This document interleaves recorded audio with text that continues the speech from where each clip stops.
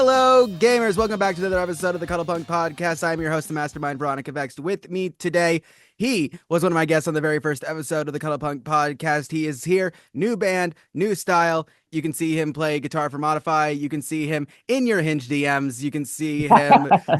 Where else was I going to go? Dean Matza from Splitjaw is here, everybody. Dean, how you doing, baby? Plays and life looks good sometimes, maybe. Jesus Christ.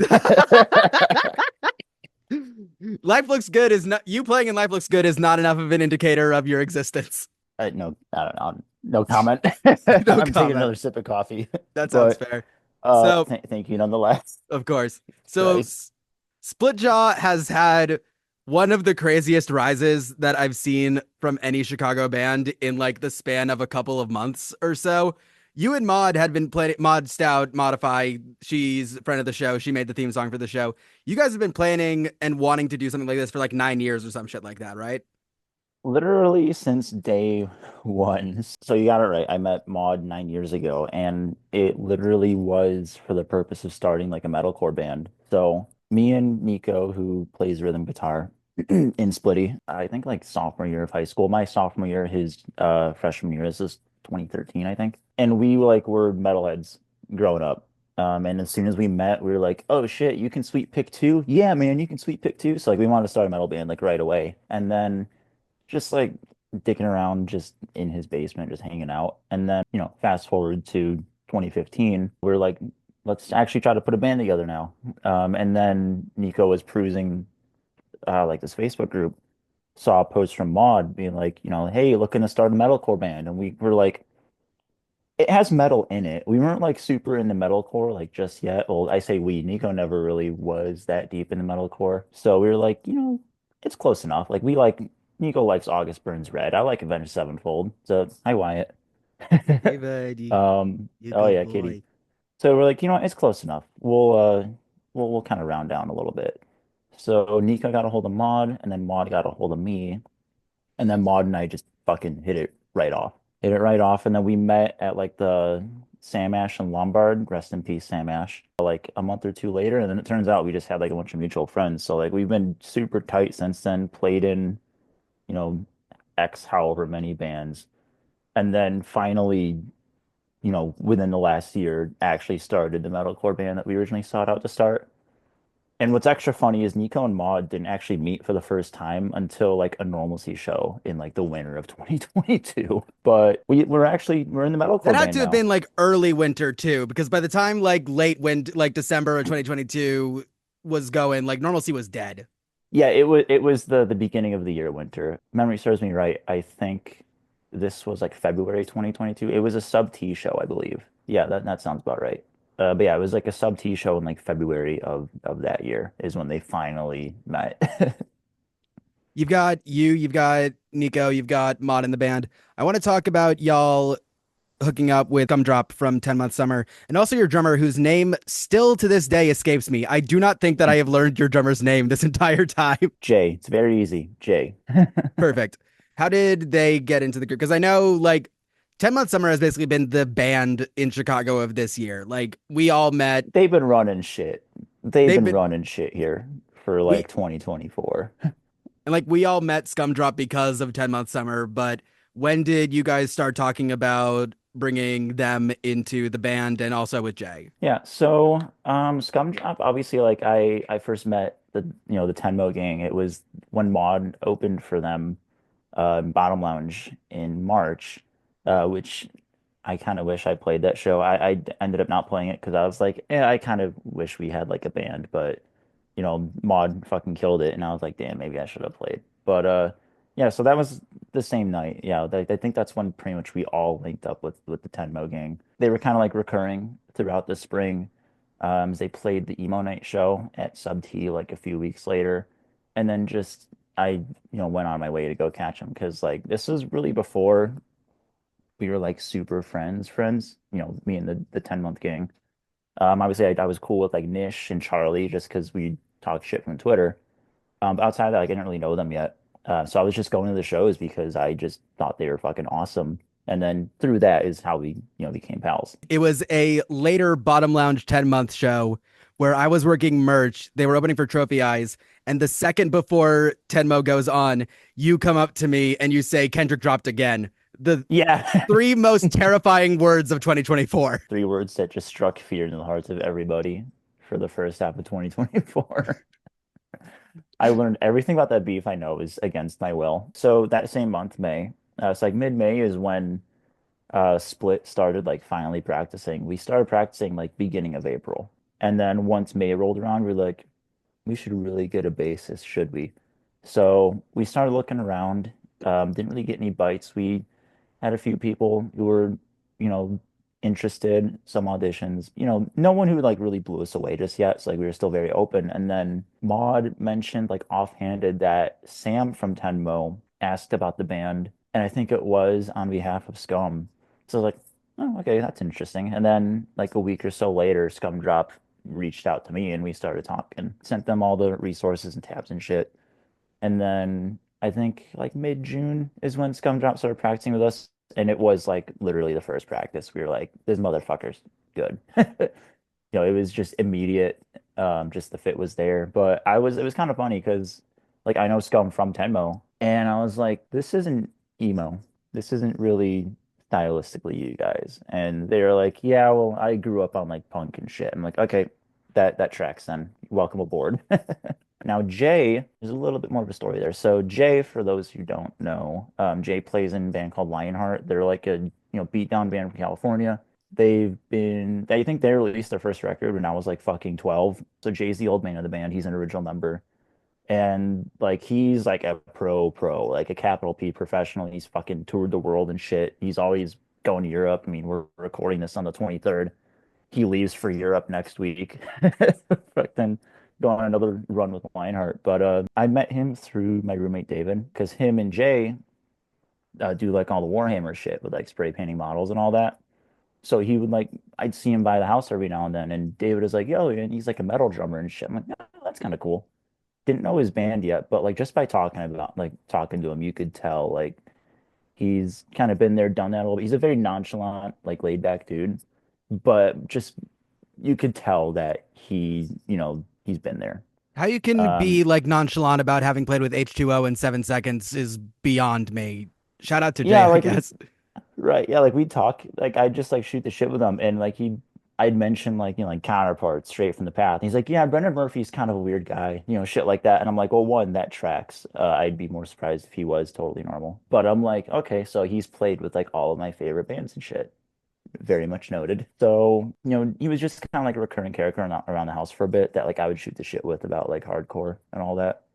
And then fast forward to, when I was starting to think about actually throwing the band together, David was like, you should ask Jay. And I'm like, I would love to, because I'm sure he's probably a sick drummer because he's been playing for so long. But I was like, what's he gonna want to do with me? He's in a real band that tours Europe and shit. They tour the United States a lot too. Like they fucking toured with Kubla Khan. I'm like, what would he want to do with me? And he's like, well, keep in mind, Lionheart's based in California. He lives in Chicago now. He doesn't have anything going on in the city. So I'm like, okay, we'll fucking try it. And then he ended up just being totally on board. That's fucking Take a sip. awesome. You guys really Yeah, could so not have picked a better time to have started a Sasscore band. Like between like Callous Doughboys have their like influences from Sasscore a little bit, and like obviously See You Space Cowboys been oh yeah. destroying everything this year with Coup de Grace. What other influences are you pulling from for this album? I know like Converge is the big one. Yeah, Converge is a big one. But kind of like going back to what I said earlier, like I grew up, like a metal kid, like fucking like 12 to 14-year-old me was like, I just really want to be Metallica or like Children of Bodom and like Avenged Sevenfold and shit. So like that was always my core, no pun intended, because metalcore. But like that was always my core. But then all of my friends, outside of me just shredding in my bedroom, they all wanted to play pop punk and Midwest emo. So I was like, okay, well, this is kind of what I have to do for now. But yeah, like that's where it all started. And I think I discovered like hardcore for the first time like 2017. If you've discovered hardcore relatively recently, it's always Turnstile or Knock Loose. The band for me was Knock Loose. So through that, it's how I discovered like Counterparts, Dying Wish, fucking Foreign Hands and shit like that.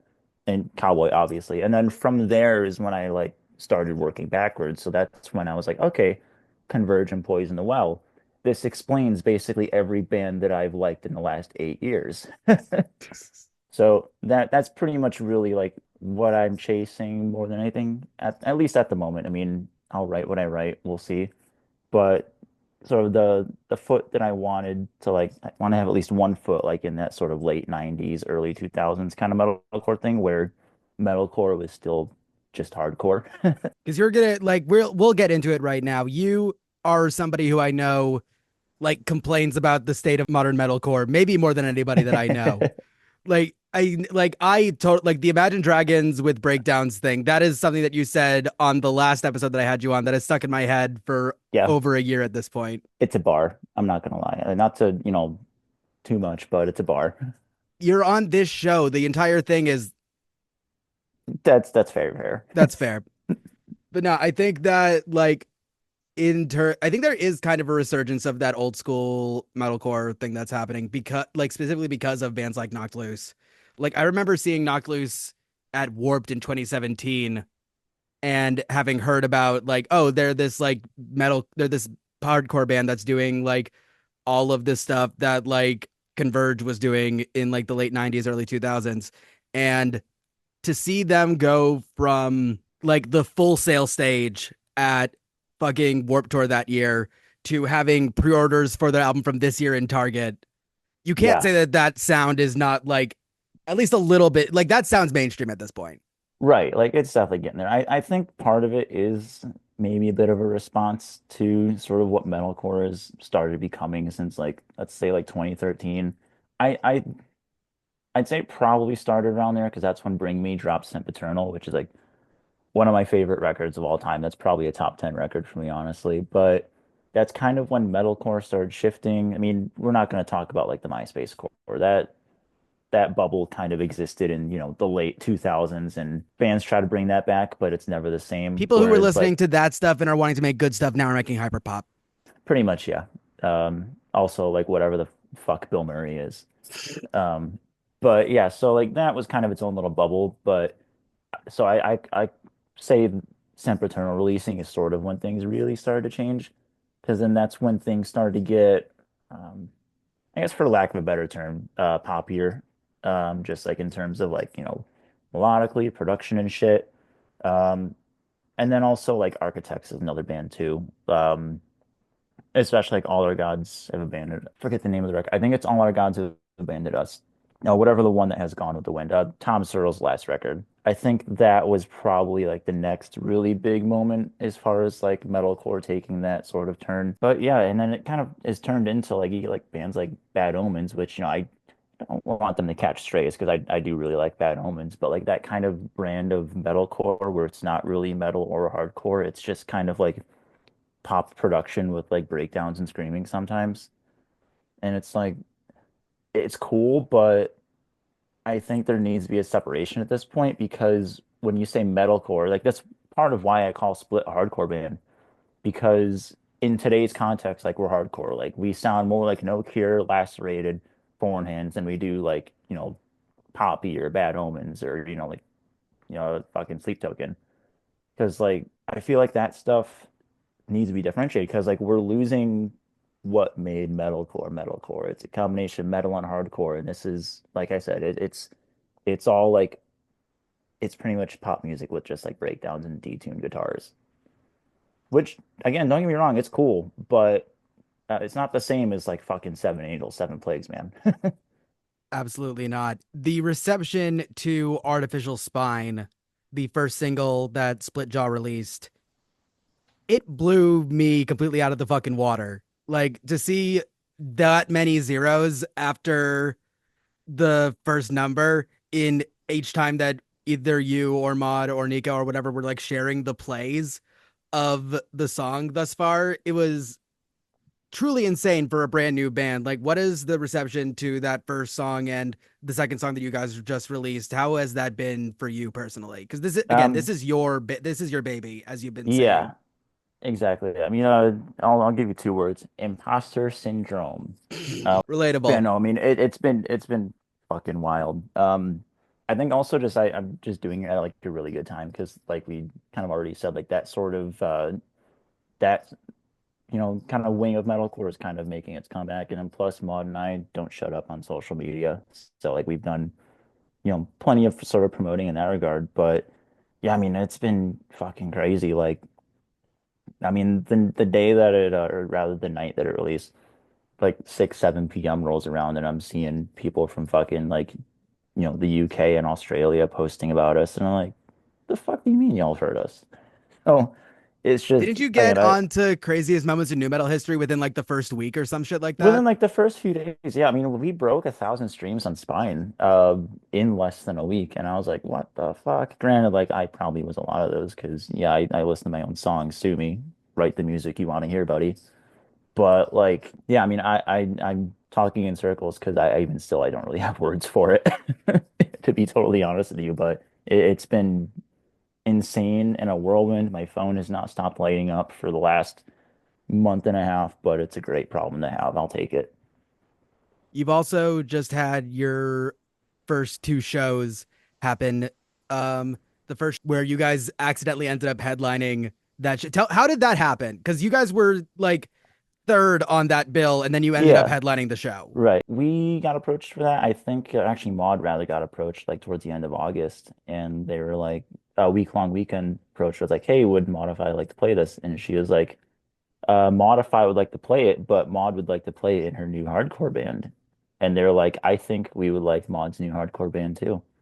So, um, I was convinced we were opening because, like you said, on the poster, I think on the poster we're like listed second. And then when we got the show thread started, they had the order. I think we were technically like last. So it was like if like one was up here, people who aren't gonna be watching the video are gonna be wondering like what the fuck is happening right now. If one is right here and four was right here, we were down there. And usually when you see that, you're like, okay, yeah, that's the opener. And then, not too many messages later, they drop the schedule and it's like, Splitjaw 10:15. Interesting. And I quite honestly, I still don't really know why it happened. If I'm being totally honest with you, I don't. That'd be a question for week long weekend. They're the ones who approached us, and we were talking in the venue and all that. They're But and definitely then going to be the on the show. Week long weekend blew my fucking yeah, mind. they were really good. And like again, like they're also just like super sweet group too. And like they were really hype on us, very very very nice to us. Any And again, band that's that covers both Deftones and Joyce Manor in the same set, that's you're cool in my book. oh yeah, the Joyce Manor. I was like fucking suck a titty by the ocean, baby. Like, but no, they were really good. I mean, everyone that night was really good. It was just a top to bottom good night. But yeah, no, they fucking killed it. And again, they're just like really nice people too. I mean, us headlining ended up working out because like we had really good draw, so it worked out. I think in everyone's favor. So they good move on their part. Again, we had nothing to do with it.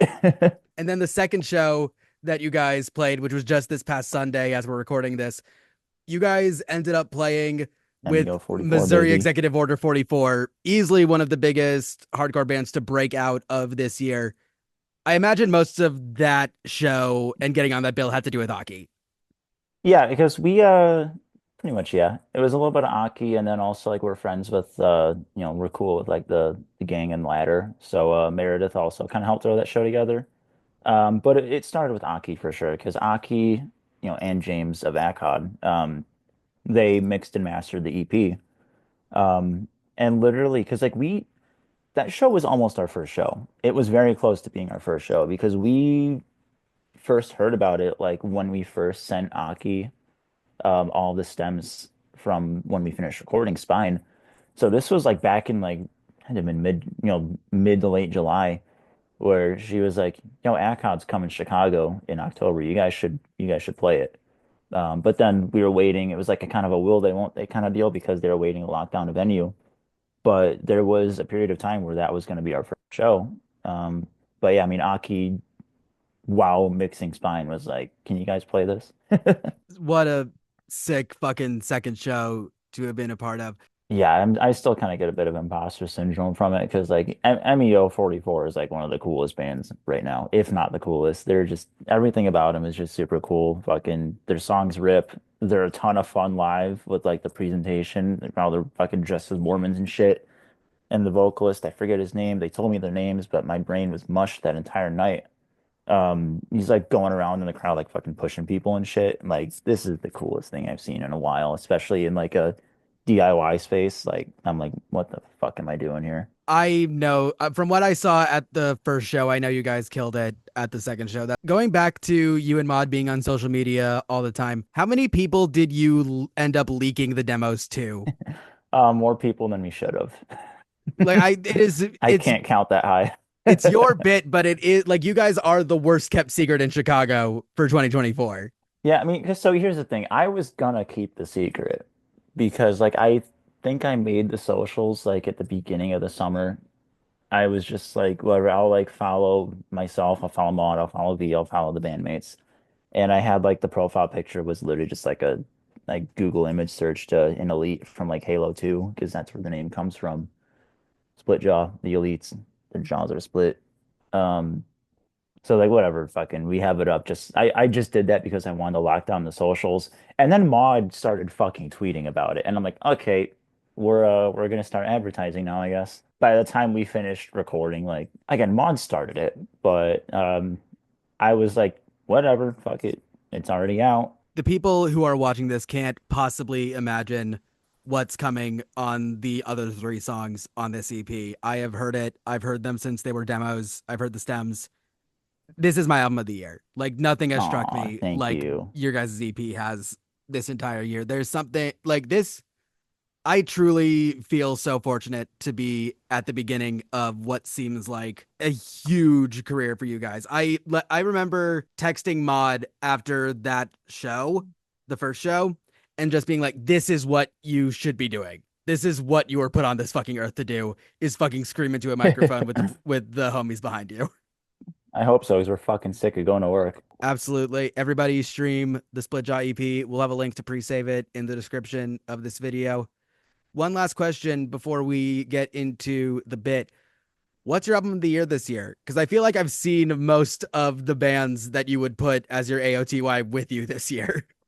Yeah, I mean, you already fucking know what it It's is. I coup de tweeted grace. about it. I don't shut up about it. Like I listen to it like 4 times a week. Fucking Cowboy, for all my inspirations that I have that go into Splitty, Cowboy is like half of it. Like that's why we do the sassing. Like they pretty much have covered every ground of core that I think is cool. So it's like it's them, obviously. They're pretty high up on my list too. I think they're in my like top four that are tied right now. As many great memories as we've made this year, Dean, interviewing Connie is still going to be the biggest moment of this year for me. Yeah, no, I More than mean anything else. it fucking should be. That's cool as hell.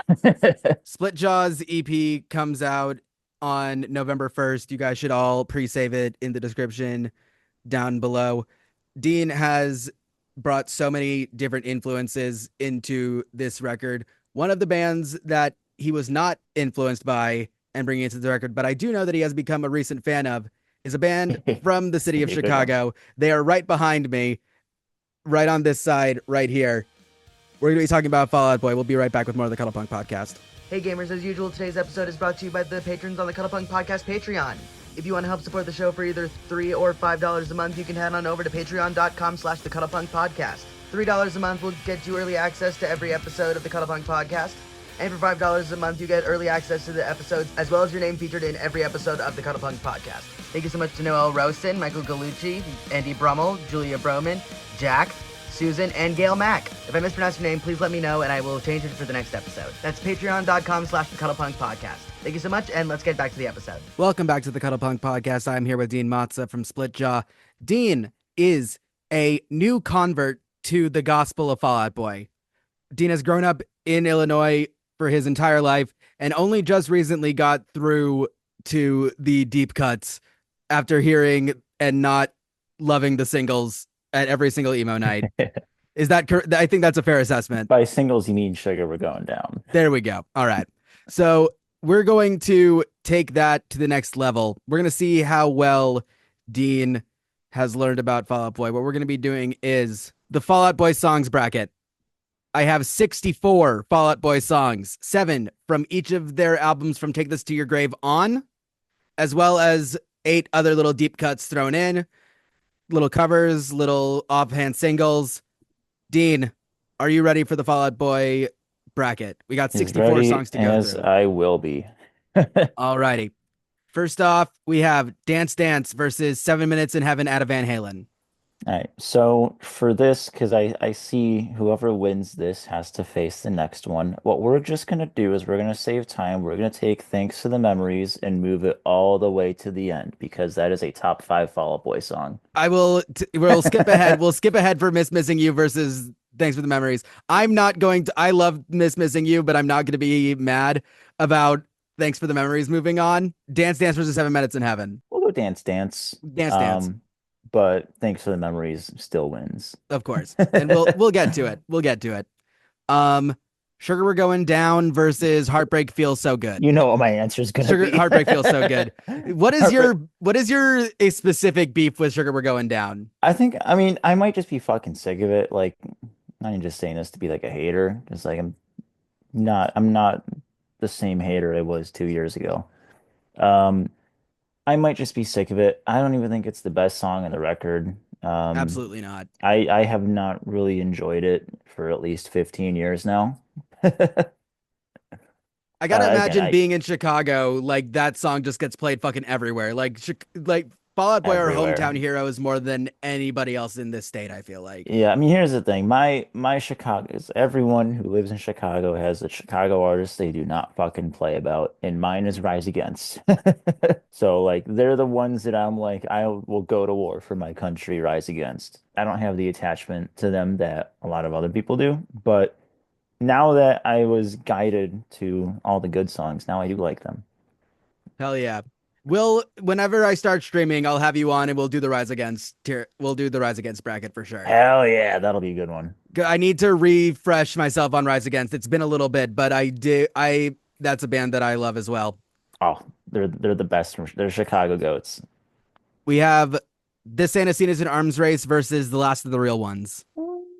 I'm gonna go the Saint Scene. This If ain't Infinity on High songs like go to the top of the list for me. Infinity on High songs versus Mania songs. That's a rough matchup. Even if I Yeah, do think Last of the Real Ones is the best song off of Mania, and Last I of the Real also Ones is good. Again, I like I part of my ability to probably upset a lot of people with my Fall Out Boy takes is that I think every record has something good on it, I agree. I think that even the bad ones. My Fall Out Boy hot take is that American Beauty, American Psycho is their worst record. I think that it is worse than Mania. I see why. I don't agree, but like that's not the hottest take I think I've ever heard about Fall Out Boy. I don't think so. It's like I Because of that, we're disagree. gonna I just go ahead disagree, but and I get it. we're gonna move America's Sweethearts over Centuries. Centuries might be my least favorite Fall Out Boy song. I fucking Also, another thing, like fucking Folly is like that and Infinity are like Folly is goaded. they're Folly is con goaded. dude, those two records are constantly fighting for me. Like Absolutely. I think Infinity on High is my preferred front to back listen, but the highs on Folly are like fucking God tier. beyond S tier. My songs Know What You Did in the Dark versus The Kids Aren't All Right. Um, People's brains will probably say the kids aren't all right. But here's the thing, my songs Know What You Did in the Dark was a Fall Out Boy song that I did like when I was younger. And it was also played a lot. I think it was the 2013 Stanley Cup playoffs. So like I think about that and I think of one of the best playoffs in recent NHL history. I remember those playoffs because you guys were facing the fucking Bruins. Yeah, well, don't say you guys because I don't claim the You Blackhawks don't claim the anymore. I Blackhawks. don't That's claim the true. Blackhawks anymore. Go Sens, baby. That is kind of around the time when I started cheering for the Senators too. Hell yeah. So like I didn't just flip because I'm mad at the Wirtz family for ruining all of my good memories of hockey as a child. I actually did just start liking the Senators on my own naturally, kind of in high school. Next up, we have I Don't Care versus Hold Me Like a Grudge. Ooh, I don't care. I don't. Again, anything that's like a Folly song versus like a Folly or Infinity song versus anything else, I'm gonna go with those two records. I adore when Fall Out Boy gets fucking pissed off at their audience. Oh yeah. Well, again, like you said at the beginning, like I don't, the singles I think are, the songs I care the least about. So like, yeah, I agree. The Fall Out Boy audience is more often than not kind of wrong. Yeah, there's a whole thing about I could get into the history of both Folia Do and Save Rock and Roll so long. There's a really great video essay by Spectrum Pulse on Save Rock and Roll that I think is well worth a watch. Um, I personally, this is another Fall Out Boy hot take. I would put Save Rock and Roll up with the first four records. Save Rock and Roll, I think, is a little underrated. I don't disagree with that take. I don't remember what my official album ranking is, but I know I had Save Rock and Roll higher than most people. So like For I don't sure. disagree with that at all. Immortals versus the Carpal Tunnel of Love. Carpal Tunnel of Love is another song that you can just put straight to the end. That's a Yep. top five Fall Out Boy song. Happy Tree Friends video. I feel like people forget about that. Oh God, I forgot about that. Yeah, there's a they it's Fall Out Boy as Happy Tree Friends and they get violently murdered and it's perfect. Fall Nice. Out Boy like killing themselves in their videos. I mean, have you heard the lyrics, V?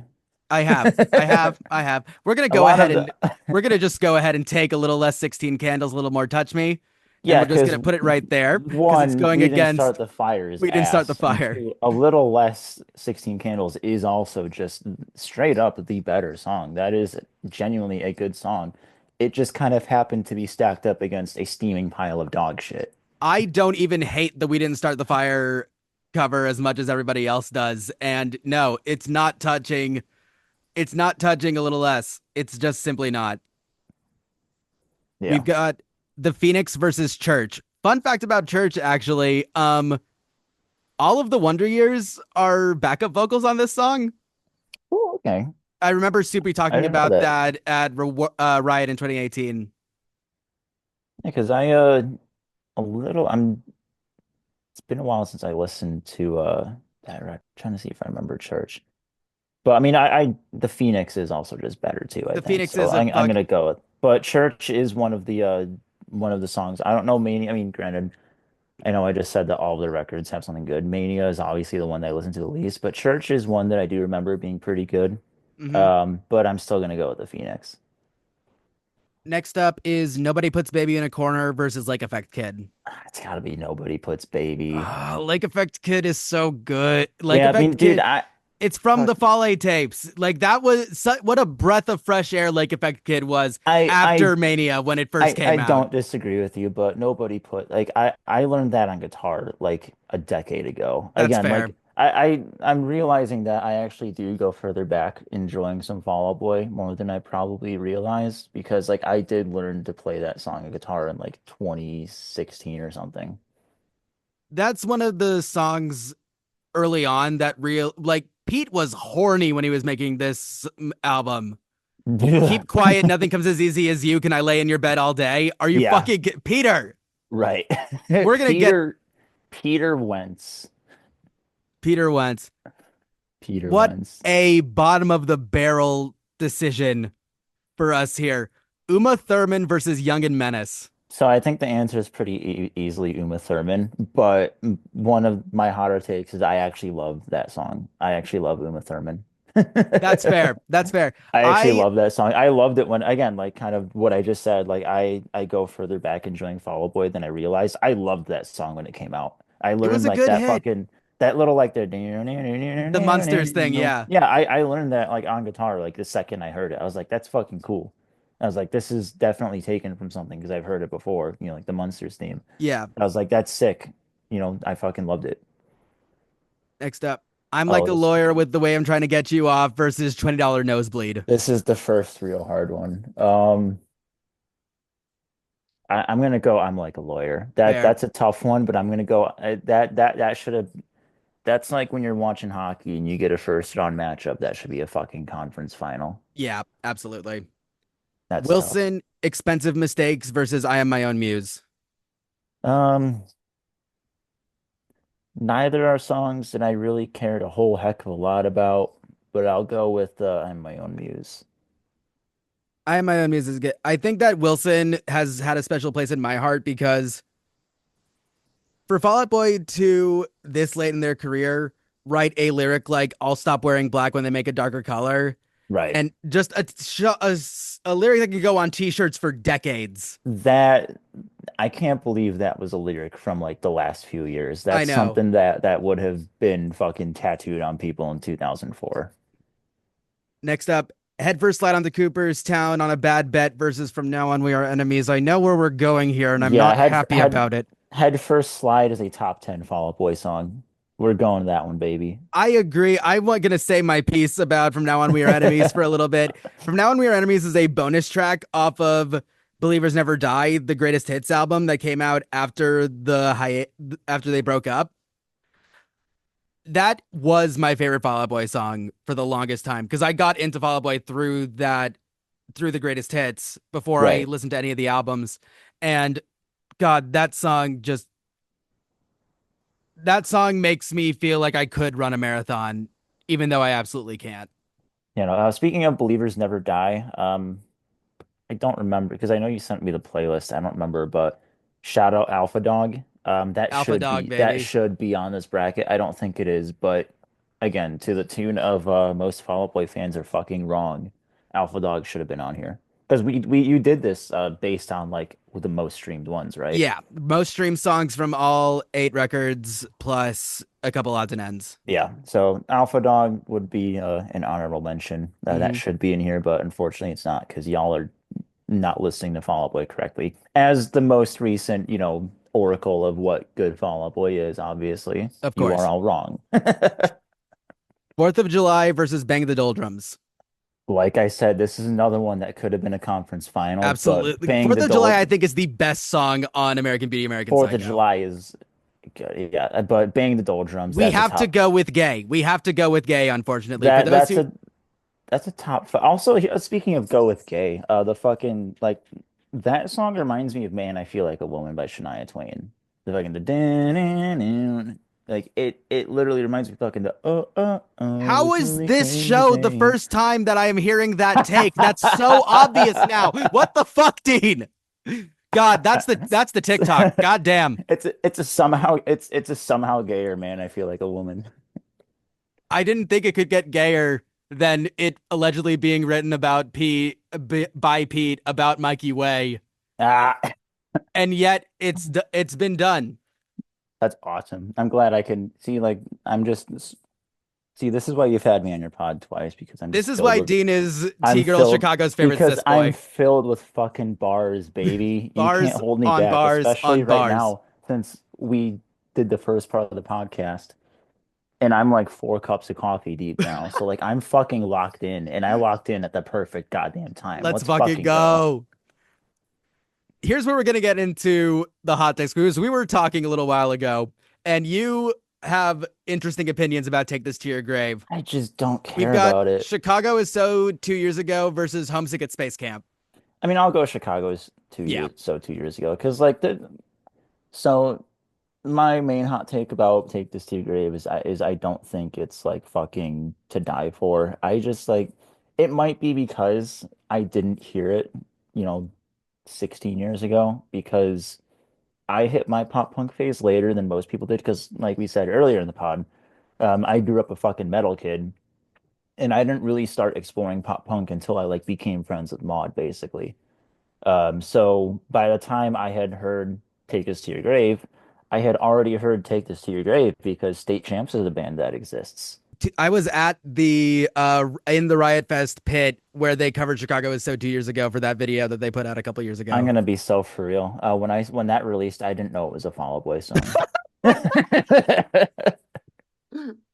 Oh, fucking perfect.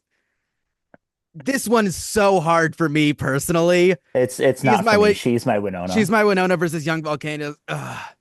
Again, if it's red and it's a color that isn't the infinity blue, like it's probably gonna like It's gonna be She's My Winona. it has to be like the best song on like any given other record for me to pick it over.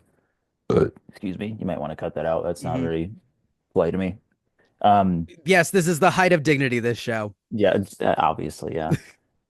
But yeah, no, I mean, fucking again, Folly, like you could take the worst song off Folly, and I'm probably still gonna pick it over like the top tracks on all the other records. Does that include the track with Wheezy on it? Good God. We'll get to that one later. Death Valley. This one's easy. Death Valley versus Disloyal Order of Water Buffaloes. Disloyal, or I feel like obviously. Disloyal Order of Water Buffaloes may be one of the best opening tracks on any album ever. Yeah. I mean, I think Fall Out Boy in general just does really well with, at least as far as the Fall Out Boy records that I listen to the most often, they just tend to do well with opening tracks. They're really good with their bookends, their opening and Yeah. closers. Well, we say that as if What a Catch, Donnie isn't in the middle of the fucking record That's true. when That's it true. should be at the It very should end be of the the record. closer. I don't You get did, why it's not the closer. the Wonder Years didn't exist yet. You can't. They invented closing the album with having all of the other songs come in. I mean, even still, like it just makes more sense, even without knowing the Wonder Years. Like that just it just True. makes more sense in general. Like it's the fucking slow, sentimental song because they are calling back to the rest of their discography. Like that, yeah, you got to put that at the end, man. I blame Pete. It's really fair to just kind of blame Pete Wentz for Yeah, basically anything. anything I dislike about Fall Out Boy, just blame Pete Wentz. Fall Out Boy's cover of Beat It featuring John Mayer versus Calm Before the Storm. Dude, I gotta go beat it. I mean, like it's kind of unfair, but like one, beat it. I mean, we're not gonna. I don't condone what Michael Jackson ended up becoming, but like that's a The banger. songwriting there is I'm he didn't sorry, write it's a any of this banger. shit. I mean, yeah, obviously not, but like still, like obviously it's a banger. And to further piggyback off that, I unfortunately do love John Mayer. So Listen, it was the fact that John Mayer was very popular around 2008, 2007, 2008. Also, this is going to get me fucking shot. I do think that if you are going to choose somebody to replace Eddie Van Halen, I think John might be one of the people who could do it. in terms of like star power, you're absolutely right. Because Yeah. like John has been the most famous guitarist on the planet for like what fucking 20 years now. Like he's an ass. I mean, he's not so much nowadays because he kind of like He figured mellowed it out. out. Yeah, he mellowed out, probably a bit later than one should have. Making a country album will do that to you. He didn't start acting like a normal person until his fucking well into his 30s, but better late than never. And How to be many of fair, our favorite lead singers could we say that about? yeah, it's goddamn right. And also, like when you're putting out like, when you're as talented as John and you get as big as he did at such a young age, I don't want to say empathize with being a shithead, but like, yeah, that's not a good age to be thrust into superstardom. Absolutely not. But yeah, It, no, he's cleaned up his act since then. And on top of that, like I also do just think he's a genius. for sure. The pros and cons of breathing versus fake out. I'm personally leaning more towards fake out. I'm gonna agree with you on that one. We'll go fake out. Fake out's a fucking killer track. One of my favorites off of So Much for Stardust, which what a fucking comeback record. We're gonna get more That's a into it really later I on. loved that record. That's a great It's fucking so record. good. I It's loved kind of it. everything that like I wanted Mania mixed with American Beauty, American Psycho to be. I've heard people say that it like is them going back to their old shit, which like yeah, to a certain extent it is, but there is some no, there's still something new. There's some they couldn't have made this 5 year they couldn't have made this in the 2000s, I don't think. Right. I mean, I feel like it more than anything, if we were to do like a chronological evolution of what they should have done, this should have come out after Folly, I think. Yeah, for This sure. should have come out after Folly because it's a lot of like that kind of like where they were starting to get a bit more into like for lack of a better term, I guess the sort of like pop sensibilities and pop production. Well, pop sensibilities, as if they didn't have that already. They were a fucking pop punk band, but And I the think you strings know had what I come in mean. since Infinity on High. Right. Like So the like strings are really where I feel like Fall Out Boy started like soaring. Like putting if you have strings in a Fall Out Boy song, it's going to work for me. right. Yeah, like Um, that should have been the record they made after Folly. I want to pull an override so bad on Because this next one you because know I'm gonna say Thriller. I know you're gonna say Because Thriller. you know I'm gonna say Thriller. Hot to the touch, cold on the inside. Have you heard Pamax Days? Not It that I is can an remember. EP that Fall Out Boy put out after Save Rock and Roll, like the same year. It was a mix. It was a collab between them and Ryan Adams. It is a full hardcore punk EP from Fall Out Boy. It fucking rips so goddamn hard. Um, just because I know it's not gonna be a lot of the other songs coming up, I'll let you have this one. All right, I I'll appreciate let you that. have this one because it's not gonna make it much further, so I'll let you have Yeah, this one. we have a lot of Infinity on this list. Saturday Yeah. versus Champion. This Champion might actually be my least favorite Fall Out Boy song. Yeah, we're gonna go Saturday. We're gonna go Saturday. It closes out every show that they do. It is this is another like quintessential Fall Out Boy I song. am like as much as I extremely don't love Take This to Your Grave. Like it's if someone put it on, like I'm not gonna rush to turn it off. I just don't think it's the fucking greatest thing to grace pop punk. Absolutely not. Like I don't people even tend think to it's the talk about greatest. it. Yeah. Yeah, I mean, Um, I've said that like because I have Take This to Your Grave ranked noticeably lower on my tier on my album list than most people do, and it's gotten me some angry text messages. if Nish did end up on this show, I know he'd fucking murder you for all of your bashing of Yeah, Take This to Your Grave. yeah. I mean, funny story kind of about that because like when I started getting into doing my Fall Out Boy deep dive is when I met like the Tenmo gang, and I live tweeted like those couple weeks, and at the emo night gig where they played downstairs because they cleared out the DJ booth so they could play. Nish was like, "Your Fall Out Boy tweets, like I'm living for them." Like he loved watching my live reaction to Fall Out Boy. But to that note, I'm surprised he hasn't pulled out a gun and shot me for what I've said about Take This to Your Grave. Oh, he will after this episode. Yeah, probably will. Yeah. I mean, look, I'm still picking a lot of Take This to Your Grave songs For because sure. it's they're I'm not going to pretend they're going to really go much further than this, but like they're doing better than people who have talked Fall Out Boy with me probably think they would. What a Catch Donnie versus Reinventing the Wheel to Run Myself Over. You know what I'm going to Yeah, say. what a catch. What a What a catch that song is, Donnie. truly like what a fucking tour de force.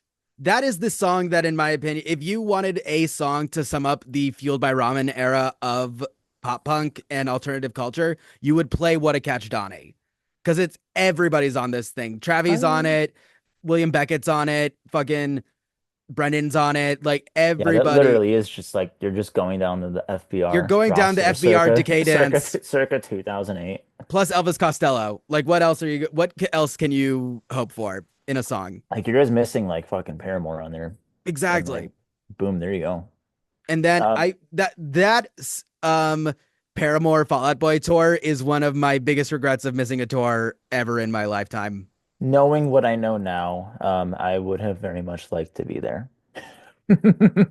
Stay Frosty Royal Milk Tea versus Novocaine. I don't feel super strongly either way Okay, this here. is a tough one because like I don't know either particularly well, but I'm gonna go Novocaine. Novocaine is it's another ripper off of American Beauty, American Psycho, which has so few. Yeah, I will say the post hiatus songs that have made it on here is they are the ones that should have probably made it on For here. sure. Like they are the ones that should have made it on here. So in that regard, chat was right. Sunshine Riptide versus Where Did the Party Go? Where did the party go? Yeah.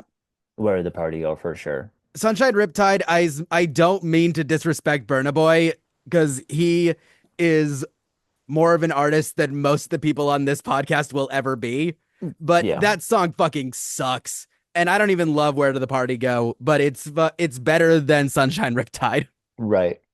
Oh, this is a hard one coming up Hum next. Hallelujah versus Love from the Other Side. Shit, oh man, what like I said earlier, that should be a conference final. That's a tough one. Yeah, I'm gonna go and make a choice that y'all probably aren't expecting from me. We're going love from the other side. I was also going to go Love from the Other Side specifically because if they took out the part where they actually sing Hallelujah in Hum Hallelujah, I feel like I'd like it more. That it would make it from a 9 to a 10. Yeah. That was a tough one. That was a tough one. Heaven, Iowa versus So Much for Stardust. I'll go so much for Stardust. Title What- track. Our Lawyer made us change the name of this song so we wouldn't get sued versus Alone Together. Our Lawyer is a song that I did like back in the day, so I gotta go with that one. It's Alone Together is another one of my favorites off of Save Rock and Roll, but Yeah, I can't dismiss Our Lawyer. Like yeah, I mean, Alone Together is one of the best, maybe one of the pure best hooks that they've ever made. yeah, it is again, it just kind of had it kind of got shafted by For what it sure. was up against. But yeah, I gotta go Our Lawyer. Of all the gin joints in all the world versus Growing Up. Uh, I don't really know either song super well, so I'll let you take this one. I think I know what you're gonna pick, but I'll Of let all you the take this I'm one. gonna go with Of all the gin joints. That's kind of what I figured. Yeah, Growing Up is not anywhere close to my favorite song on either Believers Never Die or Evening Out with Your Girlfriend. I it is the best way that I could describe it is primitive.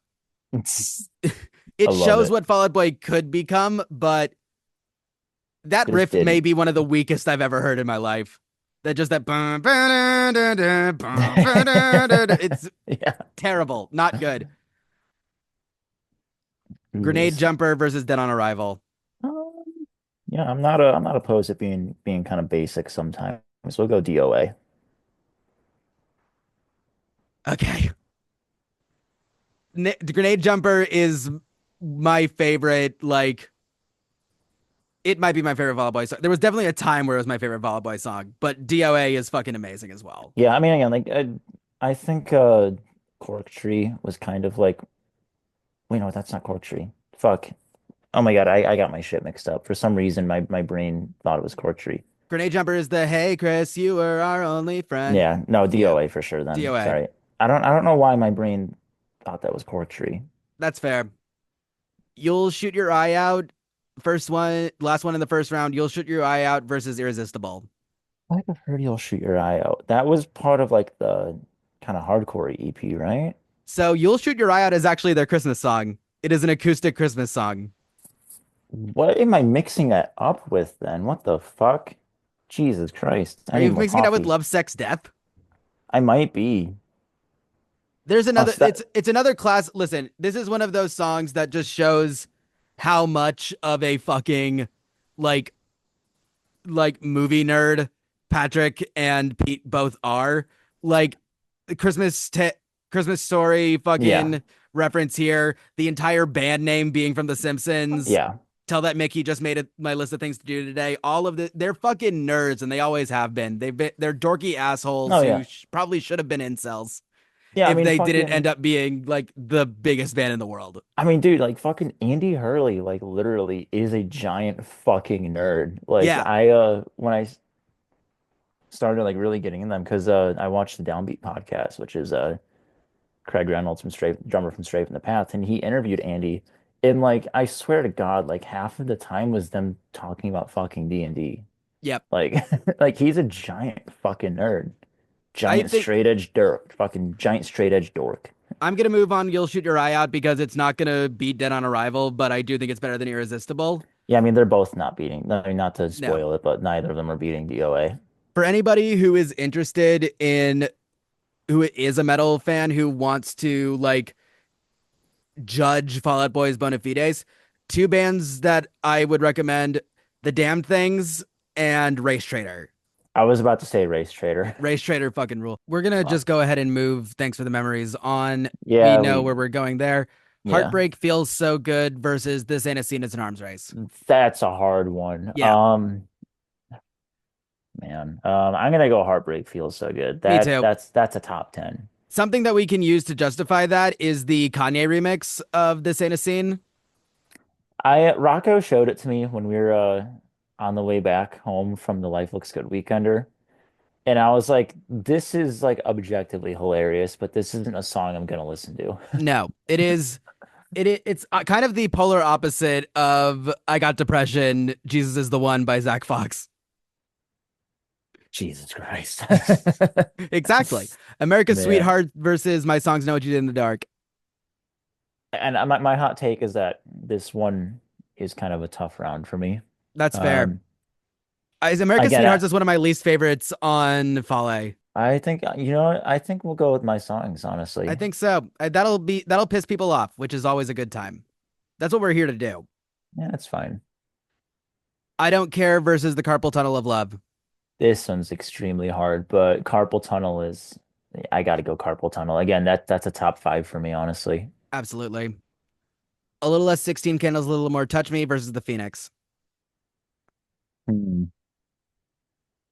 Honestly, I'm a little torn on that one. I'm not gonna lie to you. Do we want to go with the Phoenix just to piss off people more? Yeah, Yeah. definitely.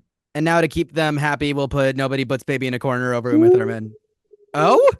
Oh, Dean. Oh, Dean. This can't possibly be this hard of a choice. Even I'm shocked. Again, like because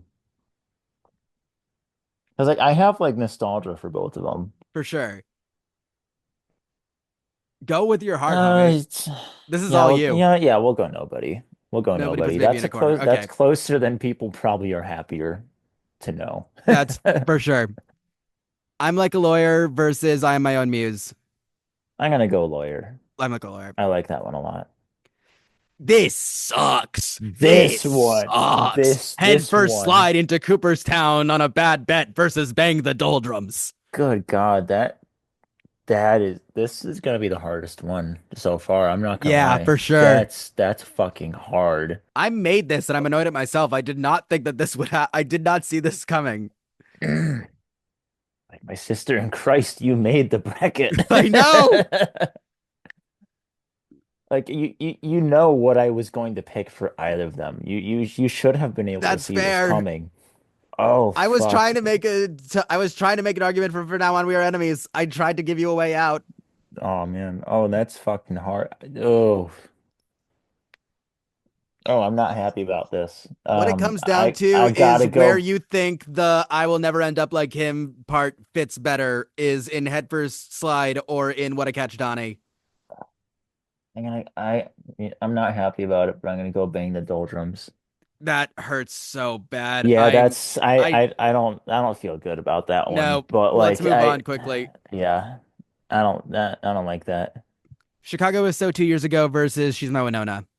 Um this one's closer for me than people probably would expect. Um so I definitely listen to She's My Winona more often just because I tend to listen to records front to back more than I seek out She's My Winona rips. actual songs, but yeah, Chicago is so 2 years ago is good. It is. I am gonna go with my heart and say She's My Winona though. Hell yeah. Disloyal Order of Water Buffaloes versus Beat It. I'm gonna go Disloyal Order Disloyal for Order. sure. Like, okay, you beat it, you got it, but at the end of the day, you are still a cover. Yeah. Fake Out versus Hot to the Touch, Cold on the Inside. We'll go with Fake Out because it's the one that you know better, I think. Yeah, I was gonna say, oh, you forgot the black part. I got it. It's not, hold on. There we go. Now we won't have that problem Yeah, anymore. I No, mean, look, it's not gonna move forward. Let's be real here, yeah. but you know, Sa- I'm gonna go. Saturday versus What a Catch Donnie. We'll go What a Catch, What a Donnie. Catch. Novocaine versus Where Did the Party Go? It's got to be Where Did the Party Go? Yep. Love from the Other Side versus So Much for Ooh, Stardust. this is kind of a close one. This is a close one for sure. Two bookends going against each other. Yeah, this is well,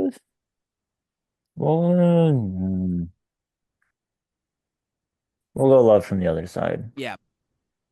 It's close though. That's very close. I think this is Love for the Other Side is more important because I feel like that was the again, I don't hate Mania as much as everybody else does. I used Right. to a lot, but I've eased up on it. Hearing Love from the Other Side was such a sigh of relief from me because I was terrified Yeah. as to what the next Fall Out Boy record was going to sound like, and to have it Right. sound like that is awesome. Yeah. Our lawyer made us change the name of this song so we wouldn't get sued versus Of All the Gin Joints.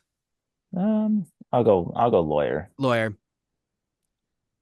DOA versus You'll Shoot Your Eye Out. DOA. Yeah, DOA. Yeah, I can't even front on Again, that You'll one. Shoot Your Eye Out made it because the other song was worse. Right. We're into our Sweet 16. Thanks for the Memories versus Heartbreak Feels So Good. This one also hurts extremely much because Heartbreak might be my favorite I song on So Much I for Stardust. I would agree with you there. It's so good, but Thanks to the Memories has been my favorite Fall Out Boy song for 15 years. Thanks for the Memories. Yeah, that's hard. That's tough. If it was up against mostly anything else Heartbreak would have gone through. Hmm.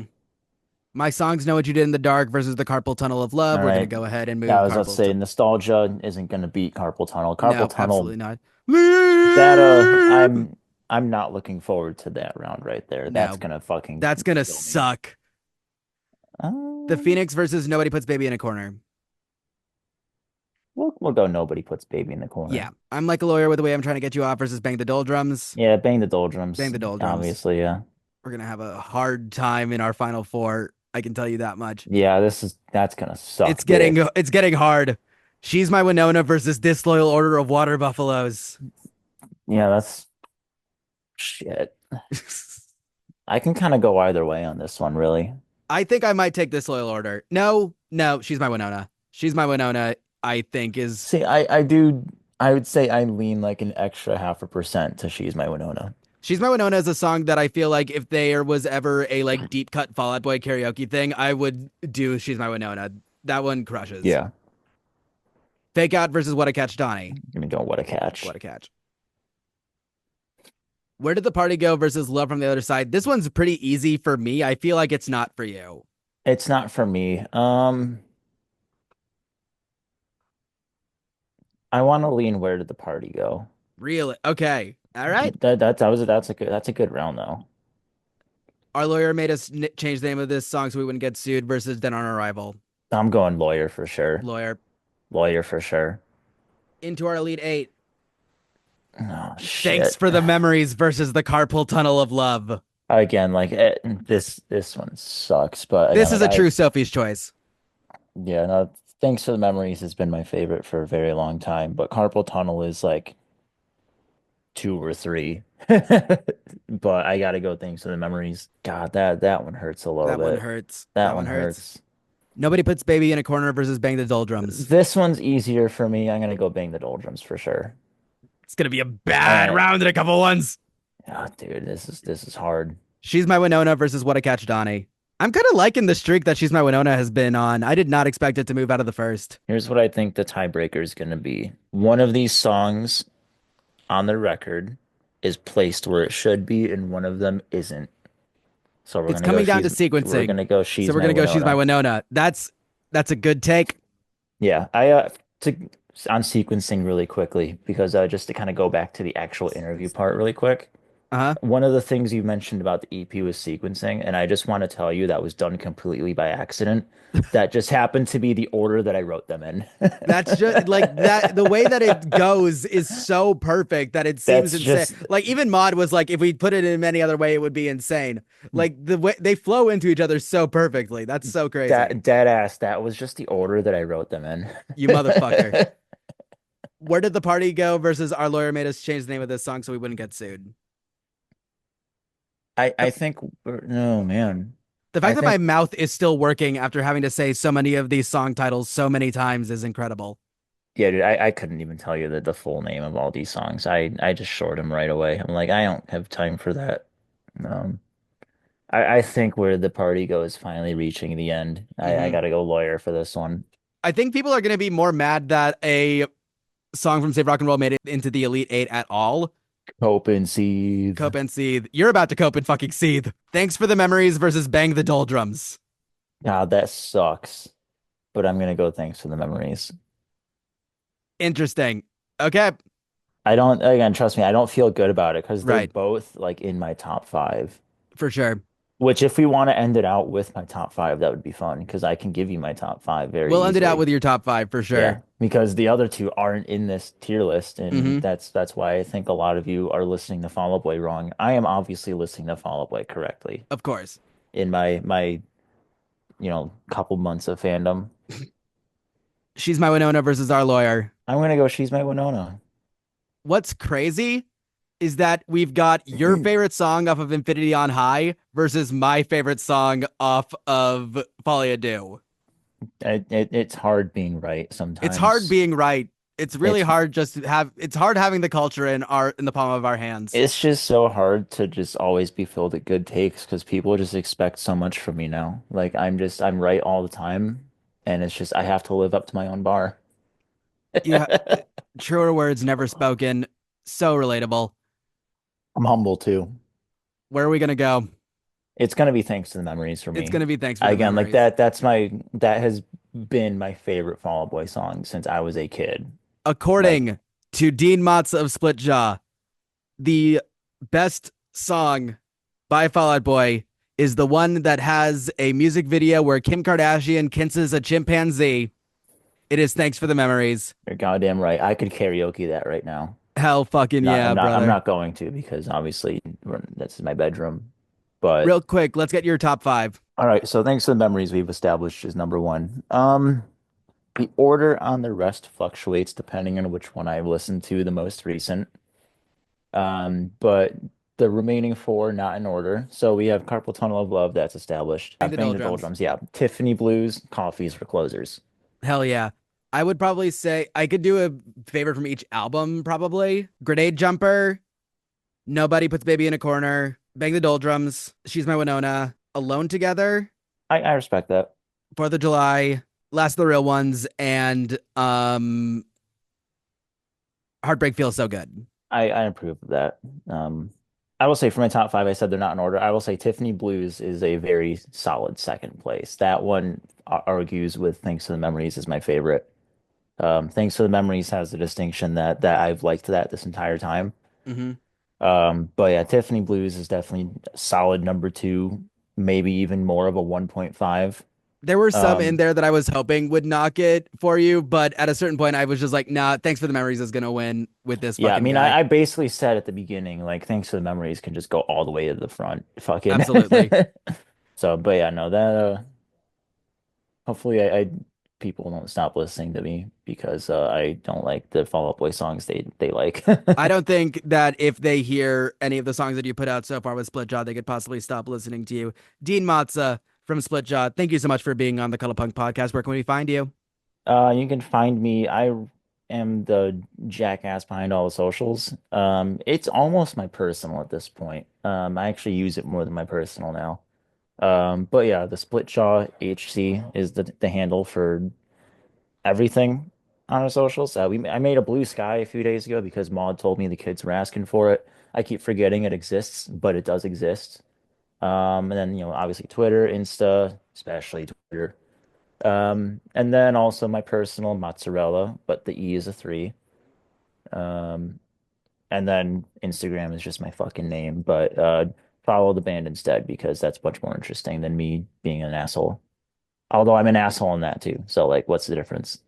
You can find Dean being an asshole at all the links in the description down below. You can also find links to all of my stuff in the description down below. You can find my link tree, which has all of my socials, as well as links to video and audio versions of every single Cuddlepunk podcast.